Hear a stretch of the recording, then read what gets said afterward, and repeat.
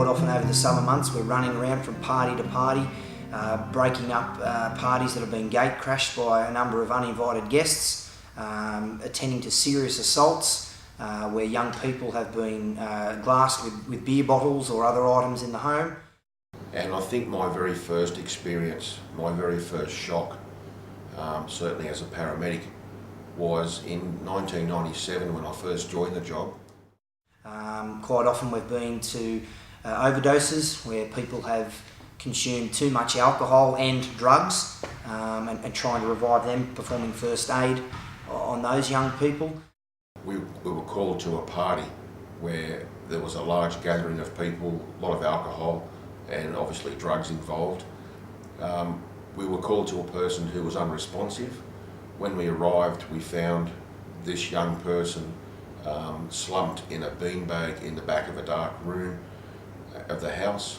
And when I rolled the person over, it was this young girl, and there was a needle hanging out of her arm. Someone had offered her, given her a heat of heroin, and she died as a result of that. And I'll never forget that day. It was just complete shock. It took me a long time to recover from that job. Such a waste.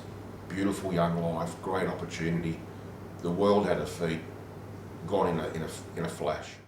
I've been to quite a few serious assaults at parties, but this one in particular stands out. We attended a party where a young bloke had seriously assaulted another person at the party who happened to be his mate who he attended the party with. This particular young fellow had been to the party, had drank way too much, then using a beer bottle as a weapon, assaulted his mate who he went to the party with, who was trying to calm him down and tell him to stop drinking. And he used the beer bottle, a stubby holder I believe, as a weapon and slashed his mate across the neck, causing quite a deep and large laceration to the guy's neck. We attended the scene at the party after being called to find this particular young person standing over his mate. The mate who was on the ground was having sort of spasms, but surrounded by a pool, quite a large pool of blood. The other 18-year-old boy, he did the right thing. He left the car at home. He went out with his mates. He caught a taxi home. He lived with his mum and dad. His father heard him clanging around the kitchen at about 3 o'clock in the morning. This young 18-year-old fellow went to bed.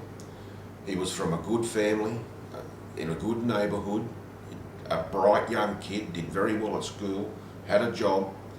His father got up about 8 o'clock in the morning. About 9:30 he was going to wake his son, and he thought, he got in pretty late, I'll actually let him sleep in for a bit. About 11:30 he went to wake him up, and he's found his son dead in bed. Once again, he was laying on his back. He had also vomited and died the same way. But what we do expect is that when young people do go to parties, that they have common sense and they do the right thing. They need to involve the local police, and the local police run a program for planning a party.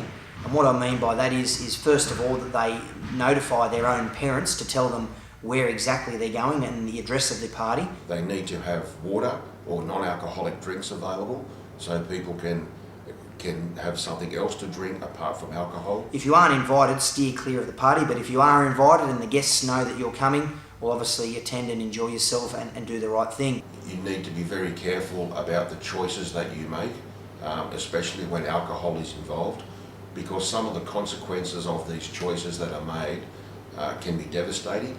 They can be lifelong, and they can carry a criminal conviction.